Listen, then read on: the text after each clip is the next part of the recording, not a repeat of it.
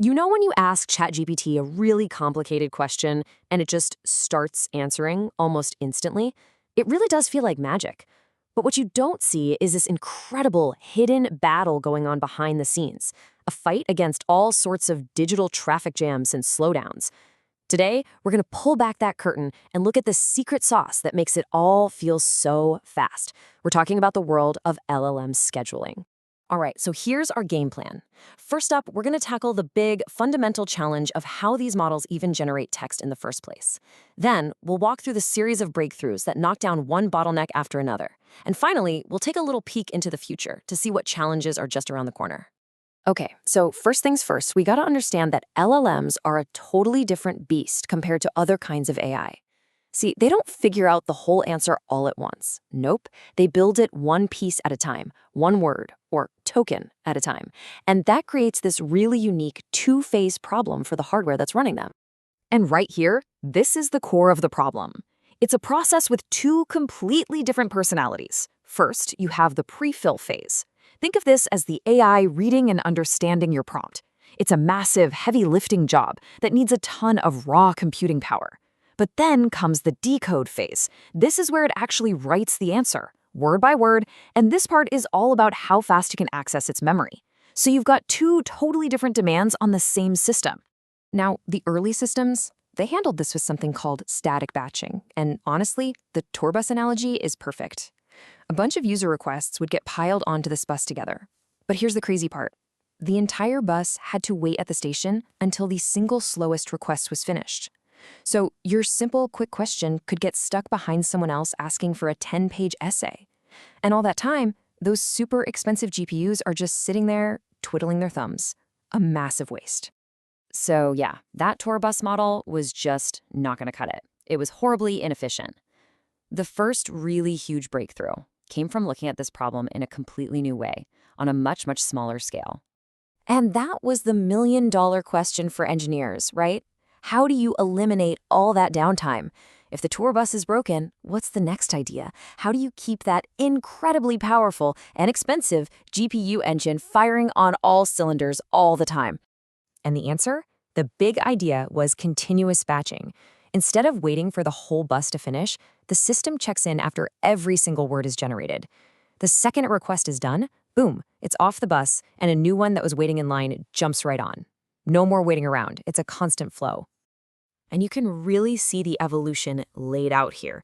We went from the rigid, clunky, static batching, which only looked at the whole request, all the way to this fluid model of continuous batching, which operates on a single tiny step. And that's what gets you that wicked fast responsiveness and lets you squeeze every last drop of performance out of the hardware. So what was the real-world impact? Well, it was absolutely staggering. For the kind of back-and-forth conversations we have with these models, this one algorithmic change boosted throughput by up to 24 times. I mean, that's not just an improvement. That is a total game changer. But as is always the case, when you solve one huge problem, you usually just reveal the next one. With requests now flying in and out at lightning speed, the system's short-term memory, it's called the KV cache, and it basically holds the context of the conversation, well, that became the next giant traffic jam. Exactly. We've cleared up the highway, but now the exit ramp is a complete parking lot. The specific problem was something called memory fragmentation. The system was trying to reserve these big, perfect, continuous blocks of memory for each request. But that's like trying to find parking for a giant tour bus in a crowded city. Most of the time, you can't find a spot that big, so tons of smaller, usable memory spots just go to waste. The solution here was so clever. It was pioneered by a system called VLM and is called paged attention. What's so cool is they basically just borrowed the idea from how your computer's operating system manages memory. So instead of needing one giant continuous block, it breaks the AI's memory up into these little manageable pages that can be slotted in just about anywhere there's free space. So here's the breakdown. The AI's memory, the KV cache, gets chopped up into these standard fixed size blocks. Then those blocks are just scattered across the GPU's memory wherever they can fit. They don't need to be next to each other. And finally, a master index, this block table, just keeps track of where everything is. It's like a table of contents for the memory. This trick pretty much eliminated memory waste and let the system cram way more requests in at the same time. Okay, so now our GPU is busy and our memory is efficient. We're good, right? Well, not quite. A new, more subtle problem started to pop up, and it goes all the way back to that first conflict we talked about, that clash between the super-fast prefill phase and the slower, step-by-step decode phase. It's a classic problem called head-of-line blocking. So imagine you send a really long, complex prompt to the AI. That initial prefill step is like a huge, slow-moving truck that takes up the entire highway. And while that truck is chugging along, all the other requests, the nimble little sports cars that are just trying to generate one word at a time, they're all stuck in a massive traffic jam right behind it. And this has a direct impact on the two things we as users actually care about. First, there's the time to first token. That's how long you wait for that very first word to appear. That's tied to the prefill phase. Then there's the time between tokens, how fast the rest of the words stream out. That's tied to the decode phase. So that one slow prefill truck can ruin the streaming speed for everybody else on the road. One really smart solution for this is called chunked prefills. Instead of letting that big truck hog the whole road for its entire journey, systems like Serati Serve break its trip up into smaller pieces. So it'll run a little bit of the prefill, then pull over and let some of those faster decode cars zip by, then run another chunk of prefill, and so on. This interleaving keeps the traffic flowing smoothly for everyone.